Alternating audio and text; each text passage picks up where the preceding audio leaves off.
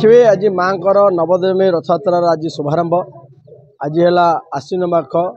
शुक्लपक्ष प्रतिपदा तिथि आज आरंभ हम देखिए अन्याय उपर न्यायर विजय अधर्म उपर धर्मर विजय प्रतीक रूपे माँ विरजा जो पशुरूपी महिषासुर को महिषी रूपी असुर को निधन करते तार प्रतीक स्वरूप ये प्रत्येक वर्ष भली चलित वर्ष माँ नवदमी रथयात्रा होची। ये रथर नाम हूँ सिंहध्वज रथ जार सारथी हेले ब्रह्मा जार सुरक्षा कर दशदिगपाल तेणु आज सन्धार माँ रथाधिवेश मंडप माँ रथ प्रतिष्ठा पूजा कार्य हो सारापर रात्र 8 समय माँ आज प्रथम दिन रथयात्रा हम और यह 9 दिन हम 9 दिन धरिकी मंदिर चतुर्पार्श्व माँ मंदिर चतुर्पार्श्व रथ परिक्रमा कर तेणु ये गोटे अलौकिक जिनस सारा पृथ्वी में कौन शक्तिपीठ में ये रथयात्रा देखा जाए ना। ये माँ विरजा होती 11तम शक्तिपीठ सारा विश्वविदित